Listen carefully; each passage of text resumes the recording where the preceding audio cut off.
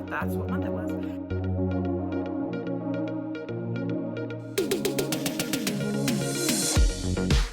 Hello, and welcome back to my channel. My name is Jenny. This is Jenny Reads Maybe, or maybe I read, or maybe I don't. Okay, so this video is going to be pretty chaotic. I am going to be giving you my September, that's what month it was, September wrap up. And in September, I read 19 books.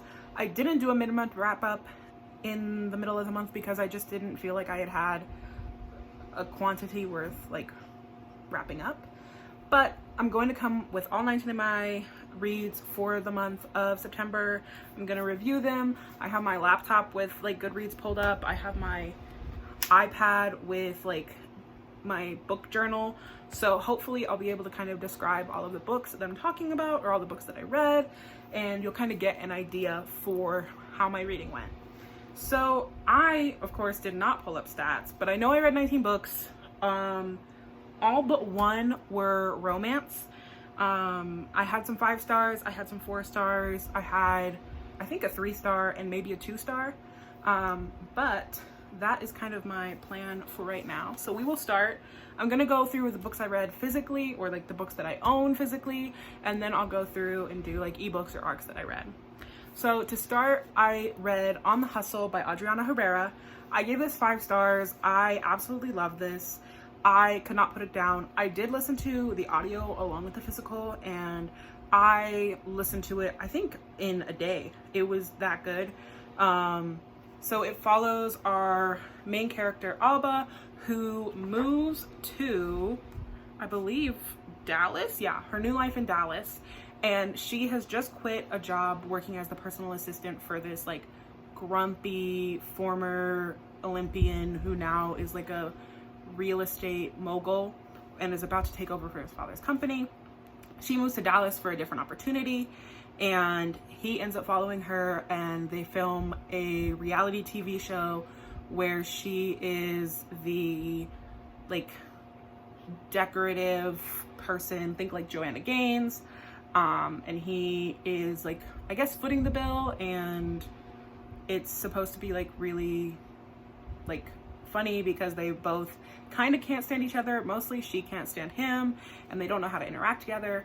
But as I said, I gave this 5 stars. I loved every second. It was like, I feel like the perfect amount of steam and spice and like plot. And I really did love the Latinx rep in here, as well as like the friendship about like her and her friend group, and it was just so like magical to me.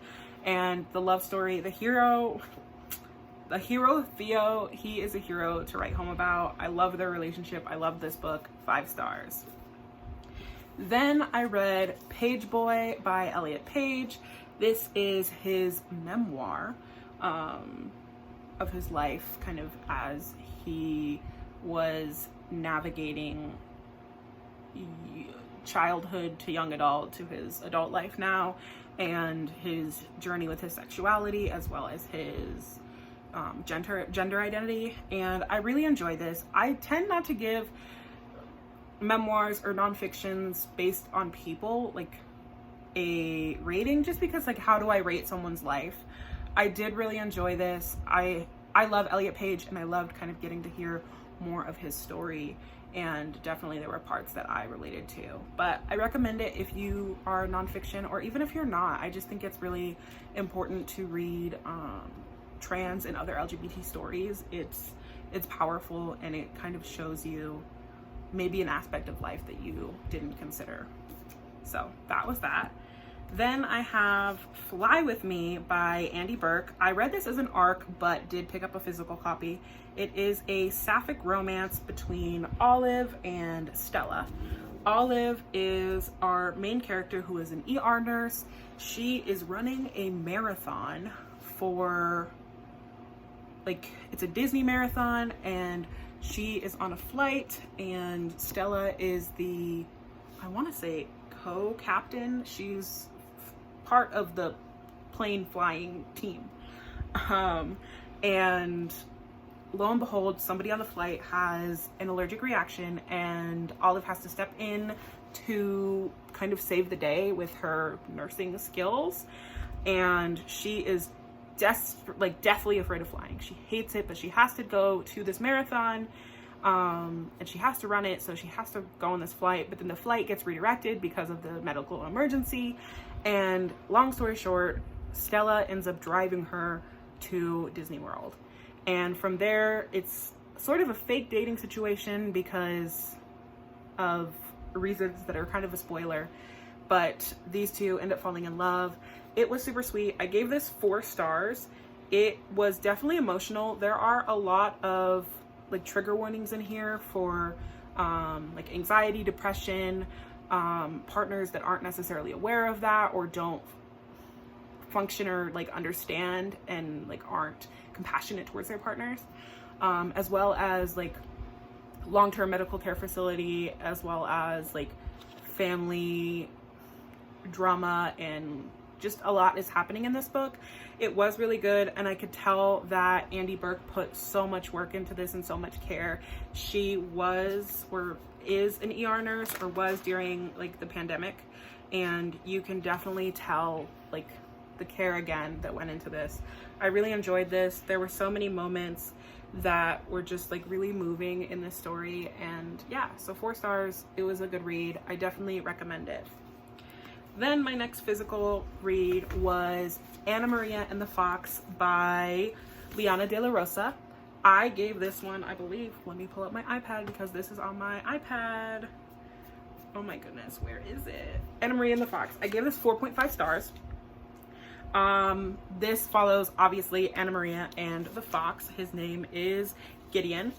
Anna Maria is a Mexican heiress who is basically forced to move to like Regency London, and it's her and her sisters, and they have to go through this journey of like trying to gain support for Mexico in its fight for independence. And Gideon is a like half black man in, oh my gosh, in like the like political system, and he's trying to fight for the like banning of slave trade ships, as well as like different things along that line. And they meet, and you can kind of instantly tell that there's an attraction to each other, but they can't do anything about the attraction because her reputation as a Mexican heiress who is new to town is just kind of going to ruin his plans for his political like aspirations. And so that kind of gets in the way, but there is a marriage of convenience in this between the two of them. It was really cool. It was definitely later in the story, but I really love this one. I loved Liana De La Rosa's like writing, as well as the characters. I think the characters were the biggest part of this for me. And they just felt fully fleshed out, because I feel like a lot of times in romance there's an element that like, yes, we're characters, but ultimately we're gonna fall in love, and so it doesn't really matter about what's going on in our lives. But these two were just really like, they were whole people separate from the romance. And I definitely can't wait to pick up the next 2 when they come out. So 4.5 stars. It was so super good. Then I'm gonna do these as a series because I read them as a series, and that is the Grip like trilogy or Grip series by Kennedy Ryan. I read all 3 of these books, and I gave each of them 5 stars. I can explain sort of the first 2 and not spoil the second, but basically we have Grip or Marlin and Bristol, and Bristol comes to visit her brother in LA when she's in college for spring break, and there she meets Marlin, who is her brother's best friend, and he is trying to start his like rap career, and they have a whirlwind romance in the brief time that she's there, and obviously fall in love. There's a bunch of feelings. They kiss on a Ferris wheel, and it's super magical. But at the end of this book, something happens that breaks them apart. And there you go into the first book of the series, which follows them. He is, I think it's 8 years later, or it's like not even 8, it's probably 4 years later, where she comes out. She is now basically in charge of the record label that her and her brother started, and she is in charge of the talent, and he is signed with the record label as Grip, and it's a forced proximity romance as well as like a second chance, and so they fall in love, and it's very magical. I don't want to spoil it because this series, like, I feel like you need to read it to truly like get the power behind it. But it follows Grip and Bristol again. They fall in love, and then the third book follows their relationship after they've gotten together in the first book, and it's super powerful. I cried so much reading this. I loved every second of it, even when I was in pain. Like, beautiful story, beautiful writing. Kennedy Ryan just wowed me with this, and I wish I could reread it, but it's really good. I definitely recommend reading this series. Please pick it up. I have the See Me Lit special editions, but please pick them up. Then I read Delicious Temptation, which I ended up giving, I believe, 3 stars.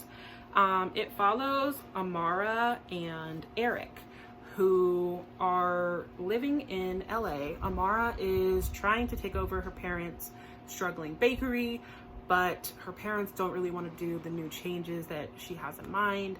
And Eric is the bad boy. He left town several years ago after some kind of traumatic events. He has a, I believe, drinking problem that he is in, like, he's gone to rehab for it, but he is in AA, and nobody wants her to be with him because she's the good girl and he's the bad boy. But he is doing construction for the parents' bakery, and so it's forced proximity. They fall in love. There's a bunch of steam in this book, despite it being like really short. And it was good. It wasn't like a standout to me. I would recommend it if you want like a quick romance, but it was cute. It got the job done. I liked that they were like, they had a past, and so it was very good. I definitely loved the rep in here, and like the bakery stuff was really cool. Then I read Cleat Cute, which I actually listened to the audio arc of this after reading the like e-arc several months ago. I originally gave this 5 stars. I'm staying with my 5-star rating. This follows Grace and Phoebe, who are on a women's soccer team together, and Grace is the like star of the team and the captain of the team, and Phoebe is the new girl and comes to town. They start a friends with benefits relationship because Grace isn't really interested in an actual relationship, and Phoebe really likes Grace, so she's willing to do kind of whatever it takes to be with Grace. There is a secret that Grace is keeping, that she is injured, but she doesn't think she's injured. She thinks it's just that she's growing old.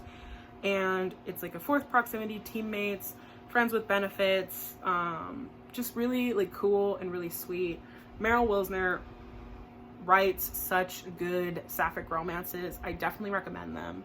And yeah, that is it for Cleat Cute. I gave this 5 stars. I really loved it. The audio was good, and yes. Then I read Pride and Protest by Nikki Payne, and I gave this 4 stars. Let me pull up my review. I gave this 4 stars. This follows Liza B and Dorsey, who Liza is a radio talk show host who is trying to protest the development of her like DC area becoming like gentrified by this apartment building stuff that's happening.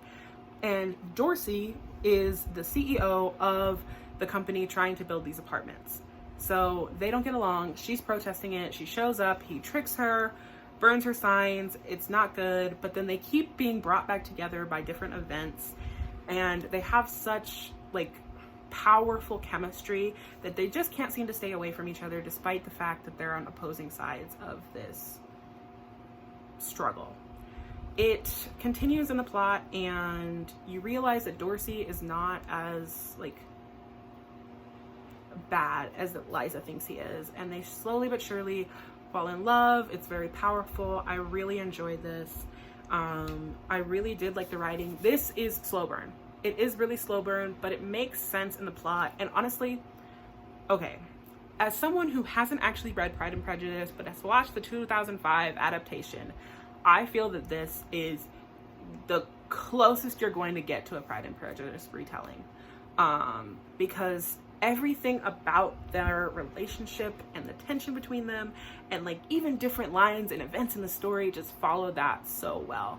So I definitely recommend this if you're into Pride and Prejudice. I definitely recommend it just generally. It's super good. It's super fun.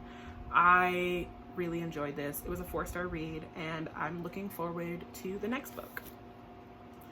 Then I read Mickey Chambers Shakes It Up by Cherish Reed, and I gave this one 5 stars. This one is super fun. It's really a playful romance. It follows Mickey Chambers, obviously, who is an adjunct professor and is really just struggling with finances and trying to afford the medication that she has to take due to her, I think, hyperthyroidism. And she picks up a second job working as a bartender slash like bar server at Diego's bar. And lo and behold, Diego is also a student in her summer class. So they have this sort of forbidden relationship develop because they're instantly attracted to each other, obviously, because they're both beautiful individuals. And it's forbidden because she's his professor and he's her boss.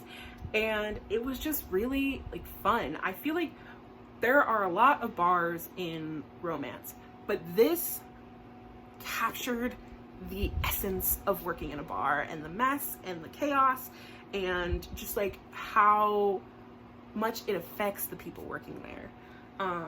And I also love that this was, I don't want to call it a later in life romance because I don't like the term later in life. I just think it's a romance. Like, why do, like, okay, yes, he is in his 40s and she's in her 30s, but they fall in love. He is a widow, or he's a widower. His wife died and he is still really grieving that loss, and kind of living in the day-to-day with that. And she is the first person he's been with since he lost his wife. And I love that it was so real. It was so raw, and their relationship just really functioned well because Mickey didn't have that sort of jealousy aspect that I find that other romances do. Like, she wanted to learn about his ex or his wife. She wanted to like understand who she was and how their relationship worked. And I really enjoyed this. It was a 5-star read. I definitely recommend it. It's cute, it's short, it's steamy, and it's really moving. So pick that one up. Then I'm gonna pull up my other set of books that I read, and these are all the e-arcs or just ebooks that I read. I think actually all of them were e-arcs, no, except one. So the first one was The Long Game by Elena Armas. Now this book follows Adeline Reyes, who is basically banished from her area in life. She lives in Florida and she is basically running like media management for the soccer team that her dad owns. And she gets caught on a video fighting the team mascot for the soccer team, and so her dad banishes her to this small little town in Northern Carolina, or North Carolina, and she is a fish out of water. She's a city girl in a small town, but she is going to have to not repair, but she's gonna have to bring this youth soccer team back ahead and get them like up and ready. And lo and behold, the coach of this soccer team is a retired goalkeeper, Cameron Caldani, who is British, and he's gruff and grumpy, and he just doesn't really want to be in the limelight after things that have happened in his past. Now, these two don't necessarily get along at first. She wants to fire him, and they're living right next door to each other in this small town, and they can't seem to escape each other, and everyone's trying to bring them together. And they fall in love while bringing back the team to, I guess, glory, and it was really good. I gave it 4 stars, and I liked it. It wasn't a 5-star, but like, it was it was definitely like that Elena Armis charm. It had that charm, and the small town was really small towny, and like I just loved this. It was very slow burn, as Elena Armis does, but it was good. It was a fun time. I definitely recommend it. Then I read Forever in the Country by Alexandra Hale. This is book 5 in the Clementine Creek series, and I give it 4.5 stars. This is by far my favorite book in the series. I absolutely love this one. I have been waiting for it since book 1, because it follows Soren, who is a gruff, grumpy, former military man who was sent home because he was injured at war, and he is back in this small town, and the person he's gonna fall in love with is his best friend, who is also his best friend's younger sister, and she is like the most sunshiny baker. Like, she is just like a ray of light, and Soren does not think he deserves her because he has secrets and he has a grumpy life, and just so many things are happening, but you want them to be together so badly from the start. And he wants to prove that he can be with her, and he wants to do everything in his power to become the person that can be with her. And so basically, before the events of this book, they have a first kiss, and he leaves her. He says, no, this isn't the right time, and she's really upset. And they keep having these like steamy, almost moments that are like, will they, won't they? And finally, our female main character, Rhea, our female main character, Rhea, loses it. She's like, I can't do this anymore. I can't have this life where we're almost happening, but then you pull back. I can't do it. It's not gonna work, and we just need to take a break. And he's like, no, like, I do have feelings for you. And then it like starts their romance. Well, he's trying to like build up his business, and she's like running her bakery, and it's just really sweet. I love this one. It was so good. I absolutely love this series, but I definitely recommend reading it in order. You could read it as standalones, but I feel like it builds up each relationship as you're reading, and it follows like this whole family of like siblings. It's so good. I definitely recommend it. And yeah. All right, sorry if I'm at a different angle. My camera battery died, so we're back. Anyway, the next book that I read, picking up where we left off, was Rise and Fall by AJ Nicole. I give this one 4 stars. I really enjoyed it. I read this as an arc. I earlier this year read, oh my gosh, what's it called? Crash and Burn in the same series or world. But this one follows Nolan and Dakota. Nolan is a single father who is kind of freshly divorced, and Dakota has just recently moved back to town to care for her mother and younger sibling, her younger sister. And one day at school drop-off, she runs into Nolan, and it starts a sort of whirlwind insta-lust situation where they cannot stand to be away from each other, and they go on little dates and they hook up, and it was really cute. But in AJ Nicole fashion, there's obviously a lot happening in the background for both characters, with trust and with like emotional kind of development of the two. And you could definitely see, because this is her second book. Crash and Burn was her first, like it was her debut, and you could see the improvement in this one, and I loved getting to see that. Also, I just really loved their relationship. I found that it was done really well, and their age gap didn't feel like it was going to get in their way. I also liked that Dakota was just like a strong character. She knew what she wanted, and she was going to do what it took to get it, and she was just so good. And he was like the blue collar man of my dreams, and I just really like this. The spice was spicing, and I can't wait for more AJ Nicole books. I gave this one 4 stars, and I can't wait. The next 2 I'm going to talk about very briefly, and they are 2 in a series, and those are Passport to Him and Passport to Her by Brianna McMahon. I have not rated these. I think if I had to, I would give them 2 stars. They follow our main female character. I don't remember what her name was, but she goes on this journey after her college graduation throughout Europe, and in each different place she's going to hook up with a new man to get revenge on her like nasty ex-boyfriend who we hate because he was like fatphobic and just nasty and called her like bad at sex. And so in each city she hooks up with a new man, and then she falls in love with Finn. Only Finn is Irish, and so he lives in Ireland, and she is Irish Italian, and there's this big chunk of her upbringing that she is missing because her grandparents basically said you can never go to Italy, it's not good, nothing good will come from it.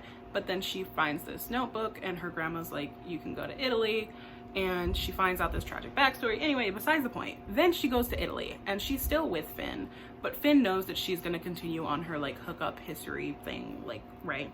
And in Italy she meets Enzo, and they start a whirlwind romance. And Enzo is like a leader of the mafia, but he never tells her because I don't know why. There's just a lot of secrets. The writing wasn't my favorite, and it just, to me, it wasn't as enjoyable as other books. Not to say that you shouldn't give it a try, I just don't think it was for me. And that's kind of all I have to say about those.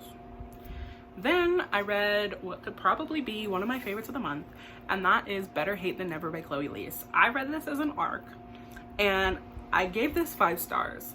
I absolutely love Chloe Leese. I love everything about her books and her world, and the Wilmot sisters are quickly becoming like such an integral part of my personality. And this book follows Katerina Wilmot and Christopher Petruccio, and they have been enemies since they were children. He is, I believe, 6 years older than she is, and he kind of has a tragic past where both of his parents died, and he was raised by his grandma, and they were neighbors, and like she was always like the wild one, and he is kind of a stick in the mud. And when she becomes an adult, he is like, oh my god, I have feelings for her, I'm attracted to her, but I can't let her know, and I can't let them develop because she wants to travel and she wants to see the whole world, and she's not going to stay here, and all I want to do is stay in this town. I don't want to get close to more people because I can't stand the idea of losing them. And so they continue this enemy hatred for each other until she returns home from her travels, and she is in town for a time period that she just doesn't know how long she's going to be there. And one night, drunkenly, she confesses that she always went along with their enemy thing because she genuinely thought he hated her. And he takes that to heart, and he says, but I never hated you. It was about more than that. Like, I just couldn't be close to you. And from there, they sort of develop this relationship where they're exploring each other and their feelings, but he's worried she's going to leave, and she's worried that he won't want to be with her if she is the person that she wants to be. And it was just so beautiful. Chloe Leese did such an amazing job with this book, and I truly loved every second of it. Like, I couldn't imagine like not loving it, and it was so powerful. The ending was so good.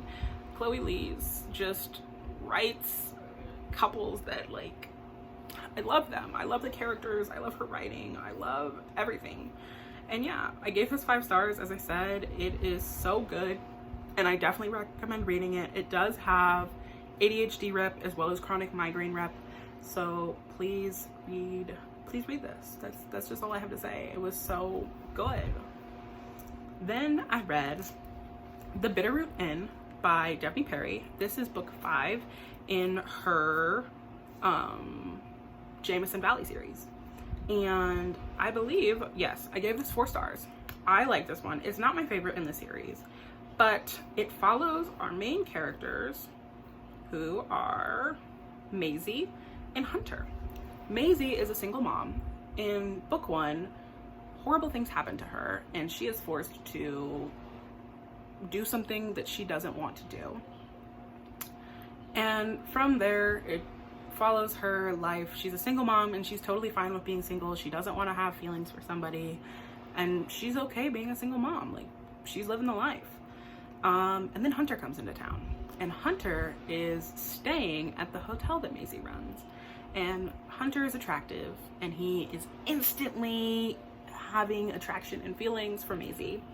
And they sort of develop a relationship. It's a slower relationship. It takes more time because they really have to kind of get to the point where they can be together. He has a lot of secrets and she hates secrets. And they eventually work that out, obviously, and they end up together. And I think that Jemma Perry, if Jemma Perry is going to do one thing, it's going to write a single parent that you're going to be obsessed with. And typically it's a single mom, and the man's going to come in and he is going to step up to the plate instantly, and it's the dream, right? It's the dream. And this is in her wheelhouse. So all I have to say is that Jemma Perry served again. She gave me a 4-star read. She gave me single mom and man who is obsessed with her. And there were little bits of suspense sprinkled in, as well as just like a general like mystery element, because they had so much secrets. And I like this. I enjoyed it. I'm not sorry about it. I like Jemma Perry's writing and I like her stories. But that was it. Those were the 19 books that I read in the month of September. I hope that you enjoyed hearing my thoughts about them. And definitely comment down below one of your favorite reads or one of your least favorite reads from the month of September. I'm nosy and I want to know what you read. But yeah, that's it from me today. If you don't want to comment that, you can comment down a green heart for my green shirt for The Edens by Jemma Perry. And yeah, I will see you guys next time. Peace out. Love you. Living life, every day, late at night, not okay. All I want, and I pray, all I need are some better days.